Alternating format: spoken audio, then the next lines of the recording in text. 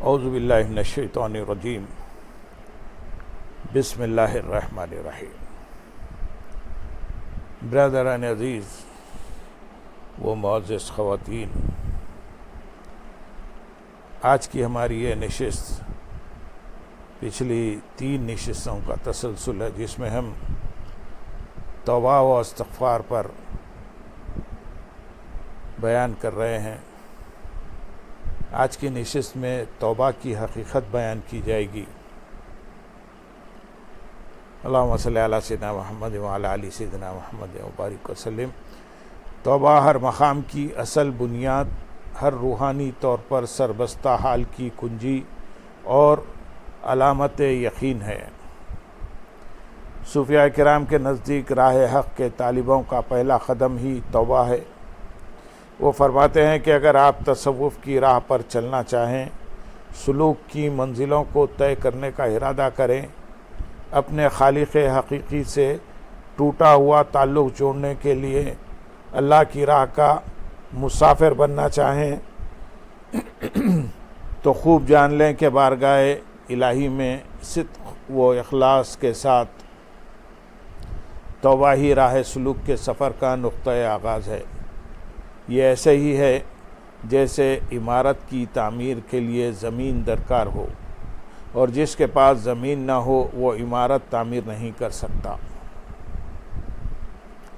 توبہ کی حقیقت کے بارے میں عارفین کا اختلاف ہے۔ بعض صوفیہ فرماتے ہیں کہ تو گناہوں کو نگاہوں کے سامنے رکھ اور بقیہ زندگی نادم ہوتا رہے، اور بعض کے نزدیک توبہ کی حقیقت یہ ہے کہ تو گناہ کو بھول جا۔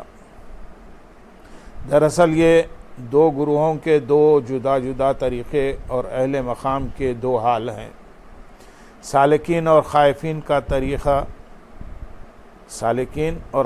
کا طریق گناہوں کو یاد رکھنا، ان کو یاد کر کے ہمیشہ غم اور خوف میں مبتلا رہنا ہے، جبکہ عارفین اور اہل محبت کا طریق وہ حال یہ ہے کہ وہ ذکر و اذکار میں اس درجے مصروف ہوں اور اعمال صالحہ میں اس قدر خشوع و خضوع سے منہمک ہوں کہ گناہوں کو یکسر بھول جائیں۔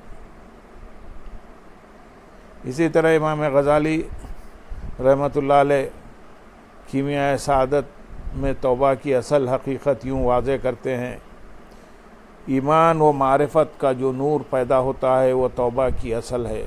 اس نور کے سبب آدمی دیکھتا ہے کہ گناہ زہر قاتل ہے۔ جب وہ محسوس کرتا ہے کہ اس زہر کے نتیجے میں اب میں ہلاکت کے قریب ہوں، تو پھر اسے ایسی ہی پریشانی لاحق ہوتی ہے جیسے اس آدمی کو جو زہر کھائے اور پشیمان ہو جائے۔ پھر اس پشیمانی کے سبب انگلی حلق میں ڈال کر خے کرے اور فکر و تدبیر کرے تاکہ زہر کا اثر جاتا رہے۔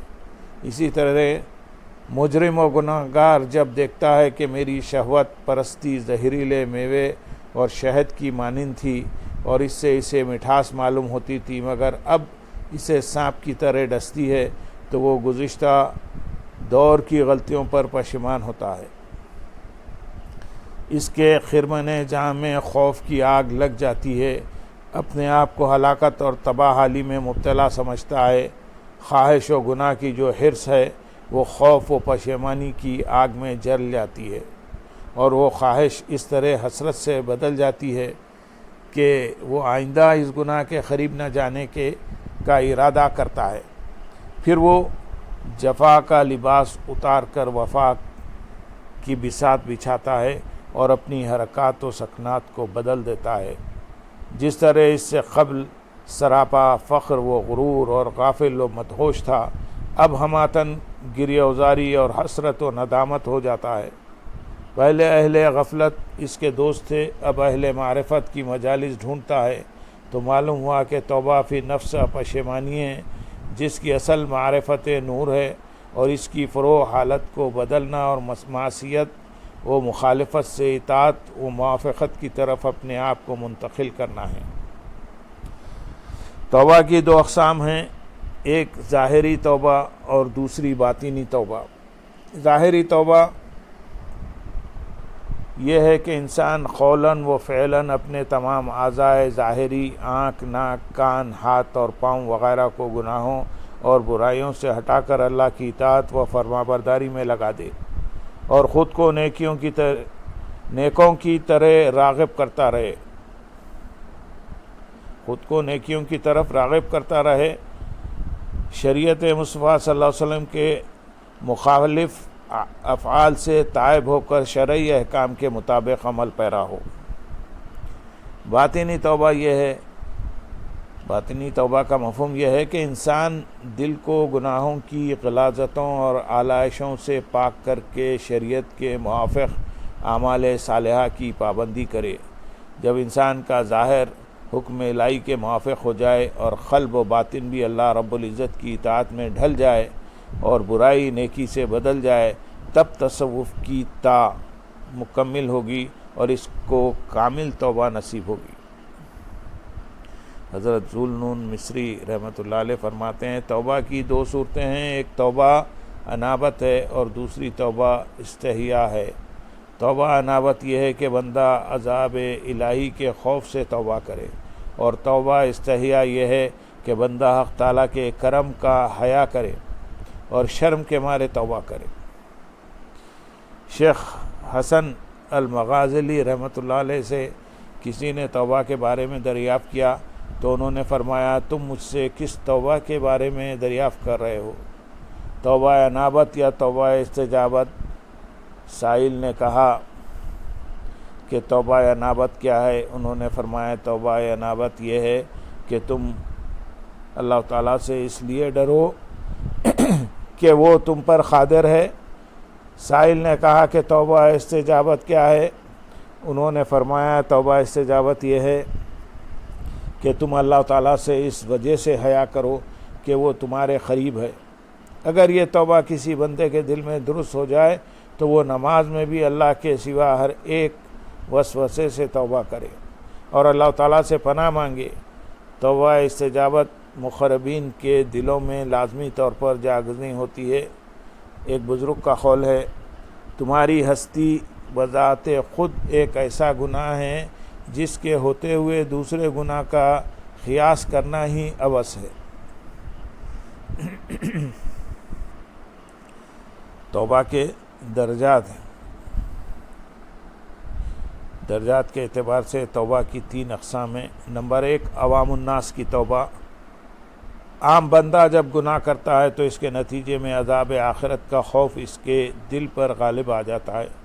خوف کا یہ تصور اس کی توبہ کا اس طرح محرک بن جاتا ہے کہ وہ بارگاہ رب ذوالجلال میں اس خوف کی وجہ سے اپنے اعمال پر نادم ہو کر توبہ کرتا ہے۔ ارشاد باری تعالیٰ ہے، سورۃ الاعراف آیت نمبر 153 میں، اور جن لوگوں نے برے کام کیے پھر اس کے بعد توبہ کر لی اور ایمان لے آئے تو بے شک آپ کا رب اس کے بعد بڑا ہی بخشنے والا مہربان ہے۔ گویا اعمال بد سے توبہ کرنا توبہ کا پہلا درجہ ہے، اور ایسی توبہ کرنے والے کو تائب کہتے ہیں۔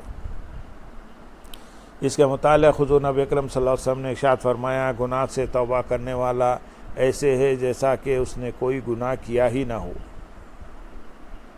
نمبر 2، خواص کی توبہ۔ یہ لوگ اللہ کو بھول جانے، اس کی یاد سے غافل رہنے، اس کے مٹانے سے بے فکر رہنے، اس کی نعمتوں اور اس کی بارگاہ سے حاصل ہونے والے اجر و ثواب چھن جانے کے خوف سے اور مقام و مرتبے سے محرومی کے ڈر کی وجہ سے توبہ کرتے ہیں۔ یہ توبہ کا دوسرا درجہ ہے، اس کو انابت کہتے ہیں، اور ایسی توبہ کرنے والا منیب کہلاتا ہے۔ چنانچہ ایسے ہی شخص کے بارے میں اللہ رب العزت نے ارشاد فرمایا، سورۃ قاف آیت نمبر 33 اور 34 میں، جو خدائے رحمان سے بن دیکھے ڈرتا رہا اور اللہ کی بارگاہ میں رجوع و انابت والا دل لے کر حاضر ہوا، اس میں سلامتی کے ساتھ داخل ہو جاؤ۔ یہ ہمیشگی کا دن ہے۔ حضرت ذوالنون مصری علیہ رحمہ فرماتے ہیں، عوام کی توبہ گناہوں سے ہے اور خواص کی توبہ غفلت سے ہے۔ نمبر 3، اخص الخواص کی توبہ۔ اخص الخواص یعنی اللہ کے ان خاص بندوں کی توبہ کا کمال فقط منیب بن جانے پر موقوف ہی نہیں بلکہ خاصان خدا کے اس گروہ میں اللہ کے مقرب بندے ہیں اور ان کا مقام اوابیت ہے. ان کی توبہ کا باعث عذاب الہی کا خوف اور اخروی نعمتوں کا حصول نہیں بلکہ یہ توبہ آخرت کے ڈر اور نعمتوں کے چھن جانے کے خوف سے ماورا خالص اور محض رضا الہی کے حصول کی خاطر ہوتی ہے. ان لوگوں کا مقصود صرف خالق حقیقی کو راضی کرنا ہوتا ہے.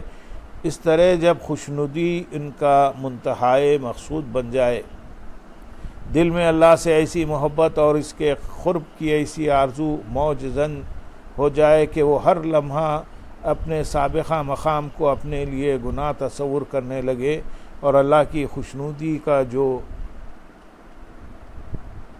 یا تلاش کرنے والا بن کر بس اسی کے مکھڑے کے طلبگار رہیں تو وہ توبہ کے مقام اوابیت پر فائز کر دیے جاتے ہیں. ایسی توبہ کرنے والوں کو اواب کہتے ہیں. اللہ رب العزت نے ارشاد فرمایا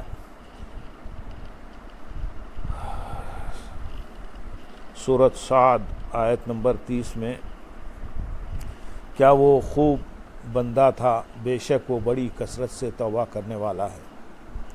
یہ اللہ کے وہ عاشق بندے ہیں جو دنیا کی محبت سے، حرص اور لالچ سے، جاہ و منصب کی ہوس سے، یاد الہی کی غفلت سے، گناہوں سے اور محبوب حقیقی کی محبت کے سوا ہر غیر کی محبت سے بھی توبہ کرتے ہیں.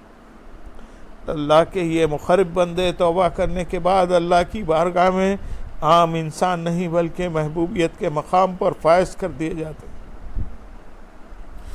حضرت شیخ فرید الدین عطار علیہ رحمہ اپنی کتاب تذکرہ اولیاء صفحہ 41 میں حضرت حبیب اعجمی علیہ رحمہ کی قبولیت توبہ اور ان کے مقام و مرتبے کے بارے میں لکھتے ہیں. حضرت حبیب اعجمی رحمۃ اللہ علیہ حضرت حسن بصری علیہ رحمہ کے مرید تھے. توبہ سے قبل شراب اور ہر قسم کی برائی، فسق و فجور اور گناہوں میں زندگی بسر کرتے تھے.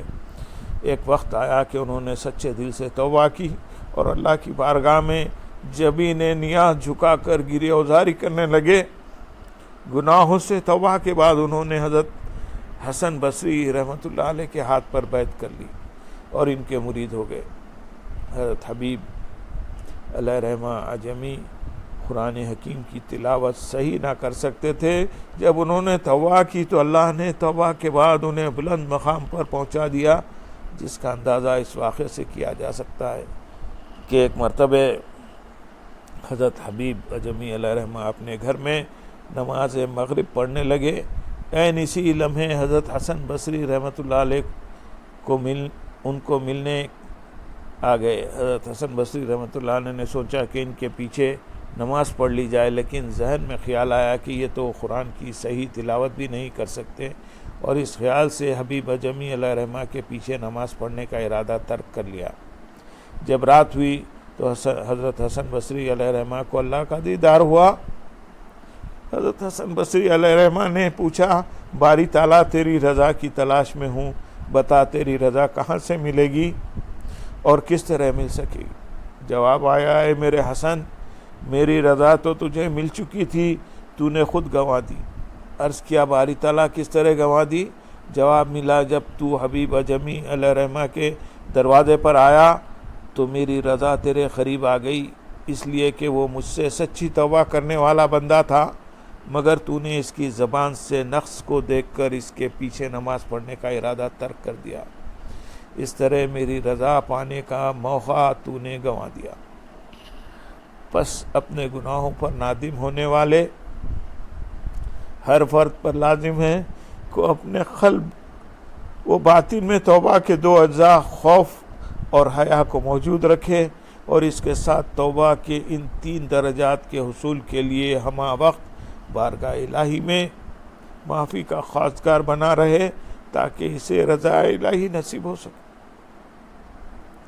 اے باری تعالیٰ ہم سے راضی ہو جا میرے مالک، ہمارے گناہوں کو بخش دے، ہماری خطاؤں کو معاف فرما۔ اے باری تعالیٰ جب ہم اپنے گناہوں پر نظر کرتے ہیں تو تیرا عفو اور تیرا کرم یاد کرتے ہیں میرے مالک، اور ہم تیرے اس فرمان کو ہمیشہ ذہن میں رکھتے ہیں، لا تقنطوا من رحمت اللہ۔ اے باری تعالیٰ اپنی رحمت سے ہمیں ڈھانک لے، ہمارے گناہوں کو بخش دے، ہماری خطاؤں کو معاف فرما میرے مالک۔ ہمیں ان عارفین کا ساتھ دے مارے جو تیرے خاص اور خاص بندے ہیں میرے مالک۔ اے باری تعالیٰ ہمیں اپنی محبت عطا فرما۔